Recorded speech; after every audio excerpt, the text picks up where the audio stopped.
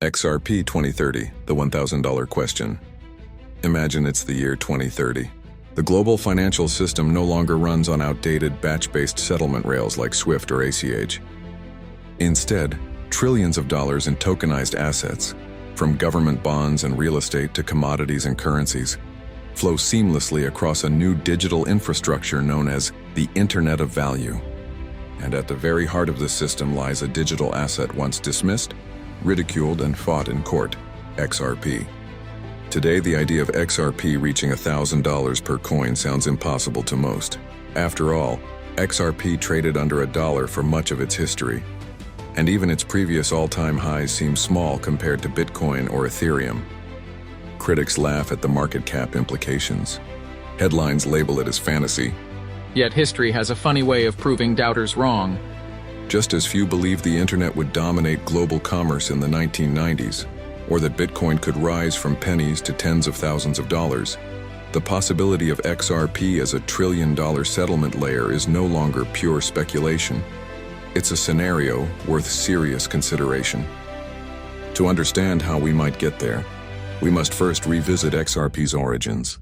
Unlike Bitcoin, which was designed as a rebellion against banks, XRP was built to work with them, to move money across borders as easily as sending an email. For years, this vision clashed with the crypto zeitgeist. Many dismissed XRP as a banker's coin, out of step with decentralization. But quietly, beneath the surface, Ripple and its partners were building corridors, securing licenses and aligning with the standards of global finance: ISO 2022, central bank digital currencies, and tokenization frameworks. By the mid-2020s, as regulation caught up, XRP's true role began to emerge. The US court case with the SEC ended, giving Ripple clarity to expand aggressively. Ripple's stablecoin, RLUSD, launched as a compliant bridge into traditional finance, while XRP remained the neutral asset for settlement. And as central banks rolled out their CBDCs, they faced the same problem: interoperability. How does the digital yuan settle with the digital dollar? How does a tokenized European bond trade against tokenized Japanese equities? The answer was not to create 1,000 bilateral rails, but to connect everything through a neutral layer. That's where XRP stepped in. Now zoom forward to 2030. Analysts project that $100 trillion in assets will be tokenized by the end of the decade. If even a small fraction of that liquidity flows through the XRP ledger, the demand shock would be unlike anything the crypto markets have ever seen. Unlike meme coins or speculative tokens, XRP has a defined utility. Every transaction burns a tiny fraction of supply. The higher the volume of settlement, the scarcer XRP becomes. With fixed supply and growing global demand, the math starts to change dramatically. Suddenly, a $1,000 valuation per XRP doesn't look like wild fantasy. It looks like a natural consequence of scale. Of course, the path forward isn't guaranteed. Competitors like Stellar, Quant, Algorand, and Chainlink will fight for their share of the Internet of Value. Stablecoins like USDC, Tether, and even Ripple's own RLUSD will play central roles. Bitcoin will continue as digital gold. Ethereum and its Layer 2 networks will dominate decentralized applications. But XRP's unique positioning, neutral, fast, liquid, and regulatory aligned, gives it the chance to serve as the global settlement layer that ties it all together. This is the story of how XRP could reach $1,000 by 2030. A story of vision, adoption, competition, and risk. A story of a digital asset once underestimated, now positioned to become the most important piece of global finance. The $1,000 question is not whether XRP can get there, but whether the world is ready for what happens when it does. Part 1. From $3 to $1,000, is it possible? For much of its history, XRP has been priced in single digits. Its first major parabolic move in 2017 took it from fractions of a cent to over $3, shocking even the most bullish supporters. In 2021, despite a hostile regulatory climate and the ongoing SEC lawsuit, XRP once again surged past $1.50 during the broader altcoin rally. Then, after the legal clarity came in 2023, XRP returned to the spotlight, climbing back toward its previous highs, reclaiming legitimacy, and planting seeds for the next chapter. But how do we connect the dots between those past spikes and a potential $1,000 valuation by 2030? Let's start with the math. XRP has a maximum supply of 100 billion coins. With just under half circulating, and the rest managed through Ripple's escrow system. A price of $1,000 per XRP would imply a market capitalization of around $100 trillion. At first glance, that seems absurd. After all, the entire global stock market is valued near $100 trillion, and global GDP sits around $110 trillion. Yet this comparison misses the point. XRP would not just be valued as a single company stock or even a single currency.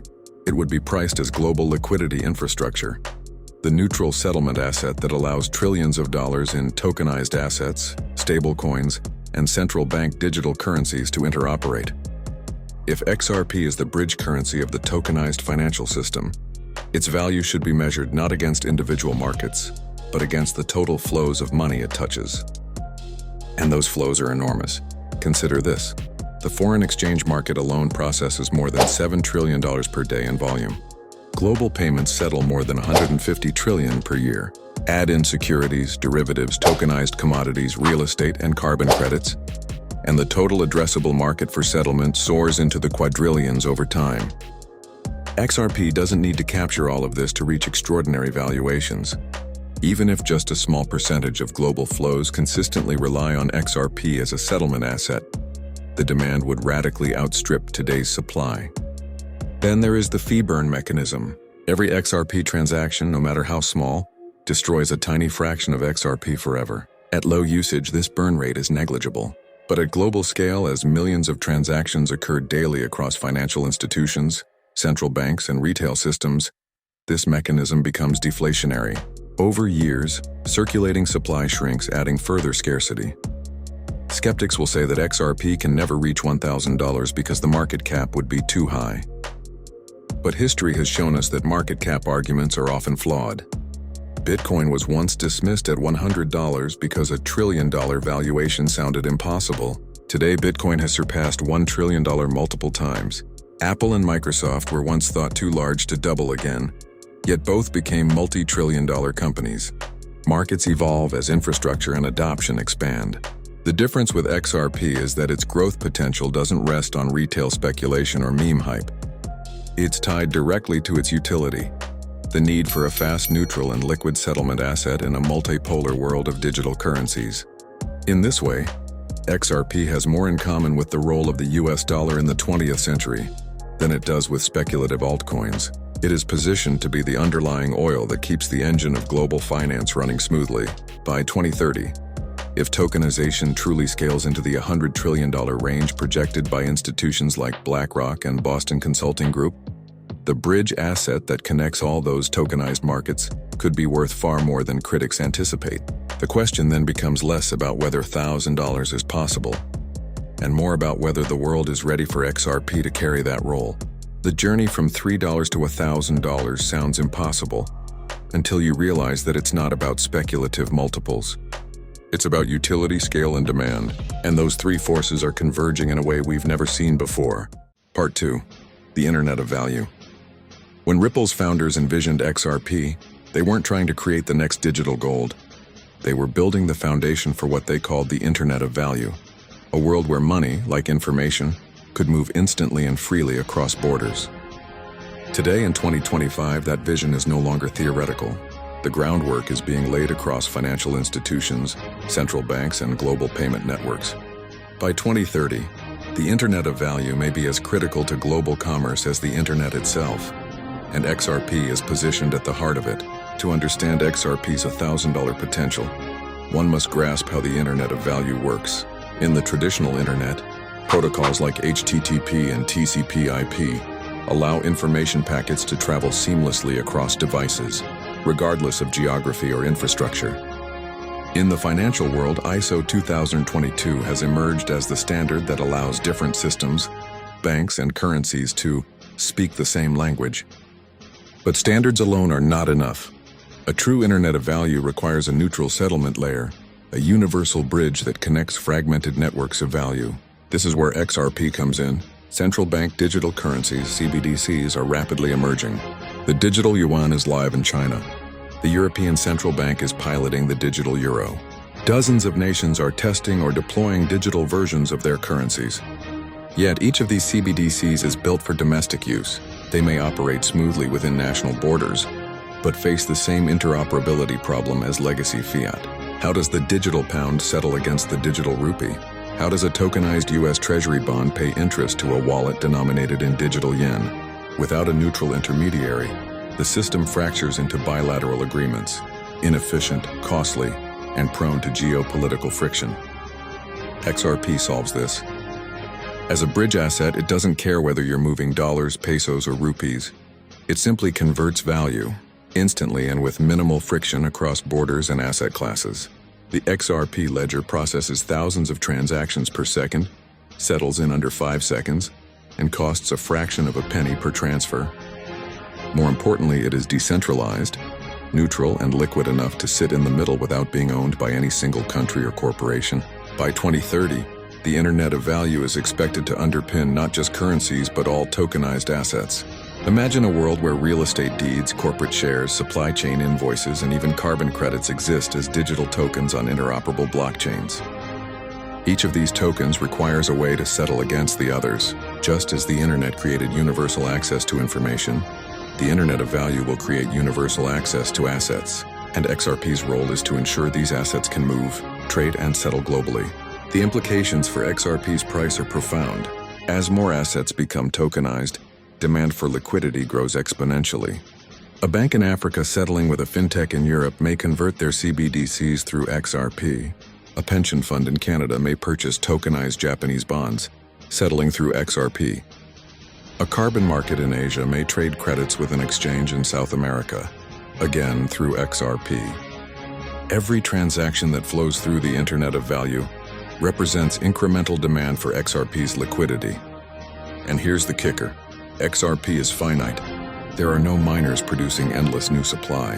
Every transaction burns a tiny fraction of XRP, reducing total supply over time.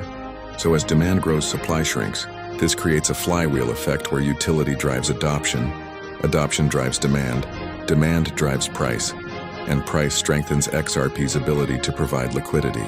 By 2030, if the Internet of Value becomes the backbone of global finance, the price of XRP will reflect not just speculation, but the reality of trillions in daily flows. For years, critics mocked the Internet of Value as marketing hype, but the quiet march of adoption tells another story. RippleNet corridors now stretch across dozens of countries. Banks and institutions continue testing tokenized settlement, and ISO 2022 has locked into place as the universal standard. The architecture is forming, the rails are being laid, and as 2030 approaches, the world may discover that the Internet of Value is not just an idea, it's the new reality.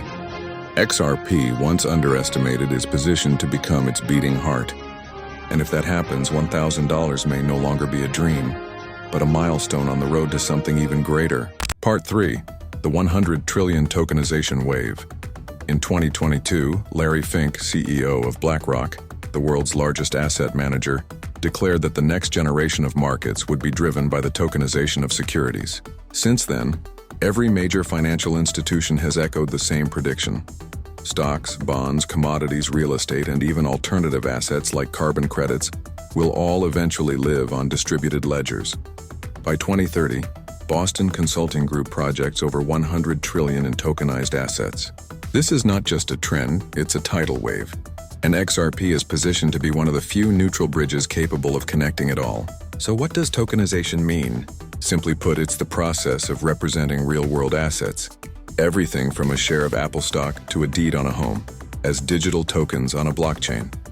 These tokens can trade 24/7, settle instantly, and be divided into fractions for greater accessibility. A bond that once required intermediaries and multi-day clearing can be tokenized, traded peer-to-peer, and settled in seconds.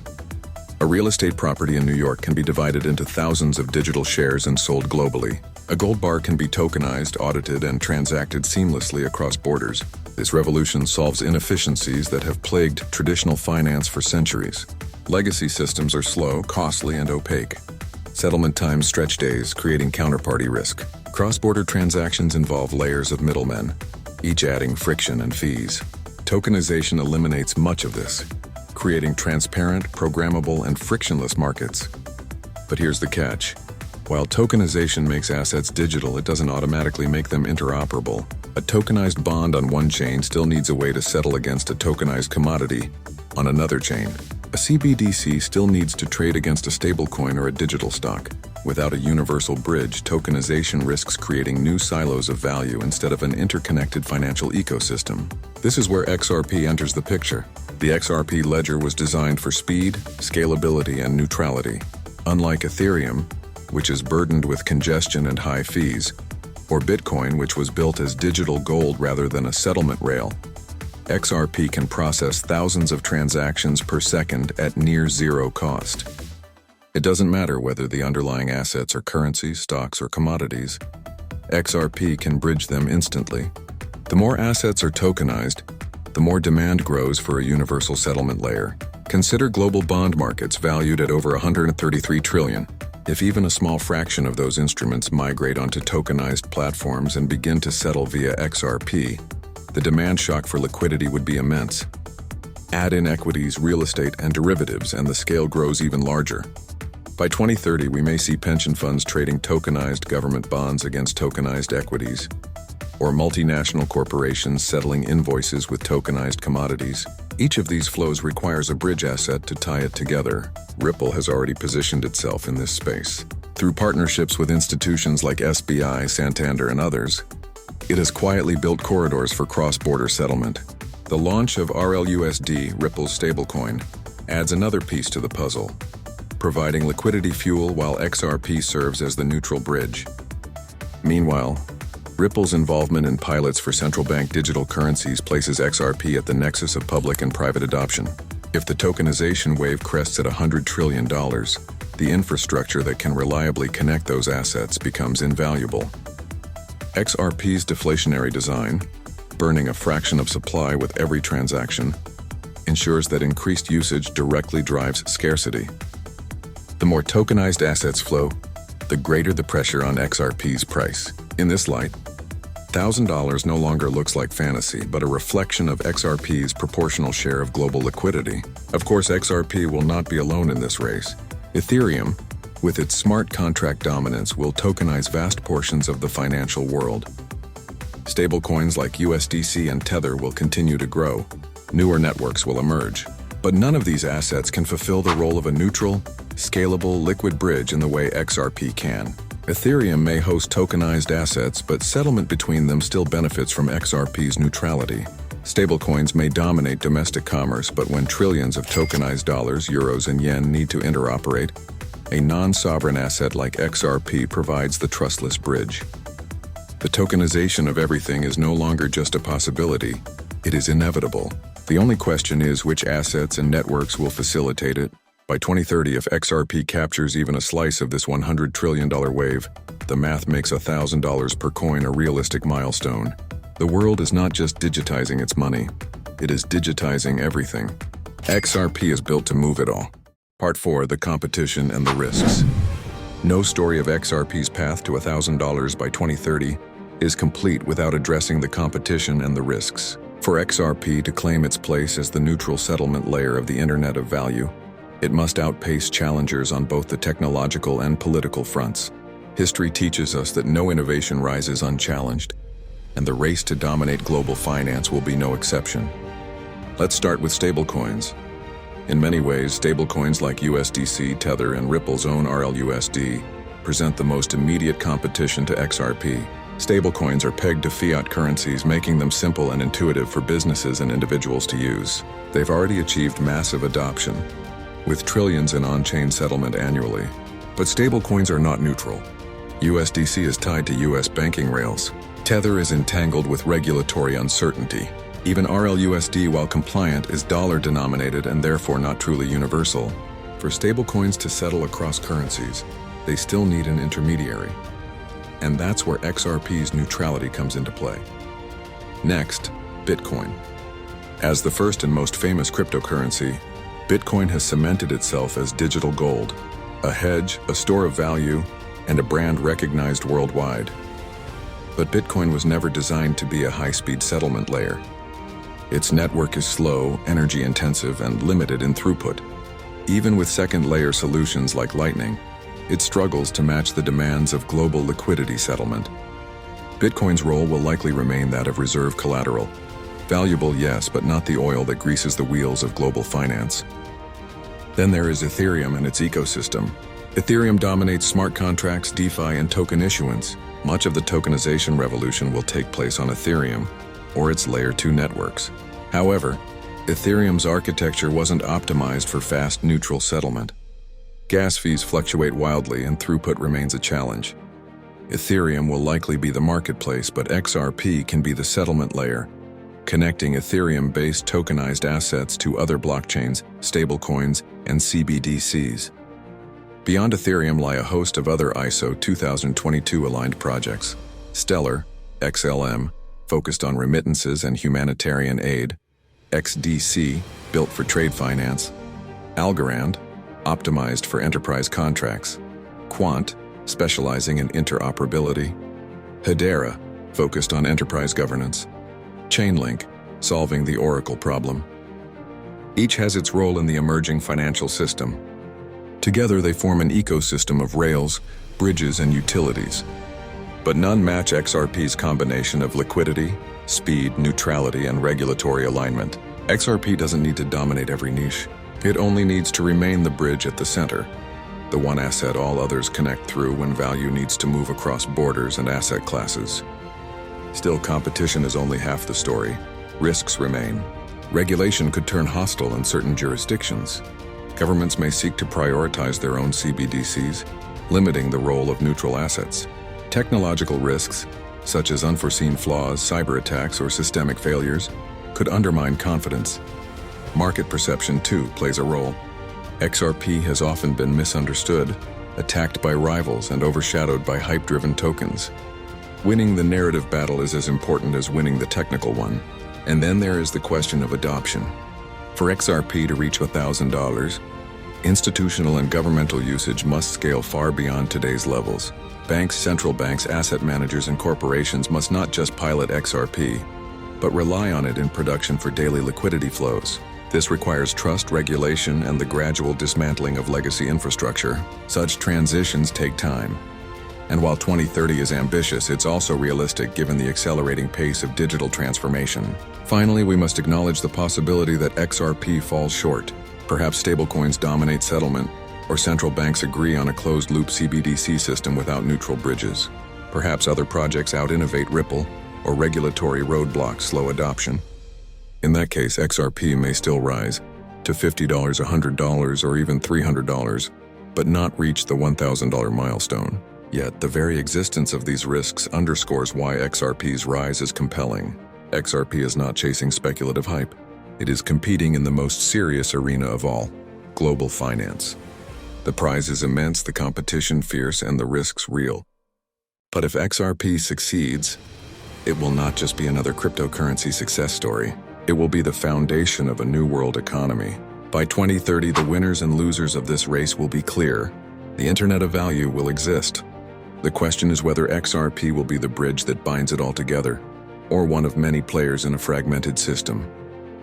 The stakes are nothing less than the architecture of money itself.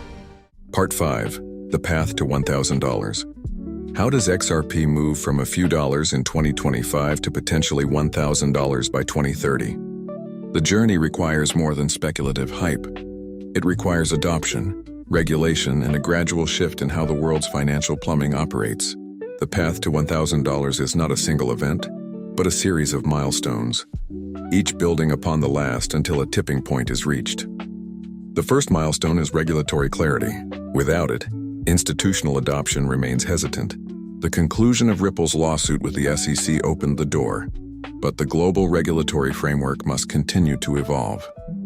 By 2026, we expect clearer rules from the US, the European Union, and Asia, frameworks that allow banks, funds, and corporations to hold and transact in digital assets legally and safely. This stage transforms XRP from a speculative play into an investable infrastructure asset. The second milestone is stablecoin integration. Ripple's RLUSD and other compliant stablecoins will grease the wheels of liquidity, allowing banks and fintechs to enter digital markets without volatility risk. But stablecoins alone cannot solve cross-currency settlement.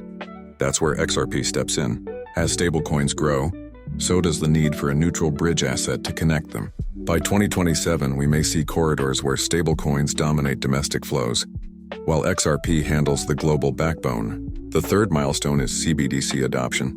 By 2028, dozens of central banks are expected to have fully rolled out CBDCs. Each will initially be siloed within domestic economies, but cross-border trade, investment, and remittances demand interoperability. Ripple's partnerships with central banks position XRP as the connector, the neutral settlement layer that allows digital dollars, euros, yen, and yuan to interoperate. Each additional CBDC integrated into XRP's ecosystem amplifies demand for its liquidity. The fourth milestone is tokenization at scale. By 2029, institutional investors, corporations, and governments will have migrated vast portions of their assets onto tokenized platforms. Bonds, equities, commodities, and even supply chain invoices will live on-chain. This is the 100 trillion wave. XRP doesn't need to capture it all. Even facilitating a small percentage of global flows translates into trillions in settlement volume. At that scale, the pressure on XRP's fixed supply drives valuations higher than most can imagine today. Finally, the fifth milestone is network effect. Once XRP is entrenched as the bridge asset, the flywheel accelerates. More adoption leads to more liquidity. More liquidity makes XRP even more attractive for settlement. And as each transaction burns a fraction of supply, scarcity compounds. By 2030, if XRP is integrated across banks, stablecoins, CBDCs, and tokenized markets, $1,000 per coin ceases to be a far-fetched dream and becomes the logical outcome of exponential utility. Of course, alternative scenarios exist. In a neutral case, XRP achieves regional dominance, integrating with select banks and CBDCs but not fully globalizing. In this scenario, XRP might reach $100–300 by 2030. In a bearish case, regulatory hurdles or competing systems limit adoption, capping XRP below $50. But in the optimistic case, the Internet of Value fully realized, XRP stands as the backbone of global settlement, commanding valuations of $1,000 or even more. The truth is, no one can predict the exact outcome. But the trajectory is clear. XRP has the potential to evolve from a controversial digital token into the reserve settlement asset of a new global economy. The path will not be easy. It will require overcoming competition, building trust, and integrating with legacy systems. But every major innovation in history, from the internet to the smartphone to the cloud, faced the same skepticism before becoming indispensable. By 2030, XRP could stand as the proof that a digital asset once underestimated, mocked, and litigated into the ground, rose to become the very lifeblood of the global financial system. $1,000 valuation is not just a number, it is a symbol of XRP's transformation from an outsider in crypto to the ultimate insider in finance. The path to $1,000 is not guaranteed, but it is possible. And if XRP fulfills its destiny as the bridge of the Internet of Value, it may even be inevitable. The $1,000 question. By 2030, the financial world may look unrecognizable. Tokenized assets could dominate markets. Central bank digital currencies may be the norm. And the Internet of Value may quietly power every cross-border transaction. In that future, the role of a neutral settlement asset becomes undeniable. XRP, once ridiculed as a banker's coin and shackled by lawsuits, could stand as the digital backbone of global liquidity. The 1,000 milestone is not just about price, it's about purpose. It represents XRP fulfilling the vision it was built for, to move value across the globe as easily as information flows across the internet. If that vision is realized, today's doubts will become tomorrow's history lessons. The journey is uncertain, the risks real, but the opportunity unparalleled.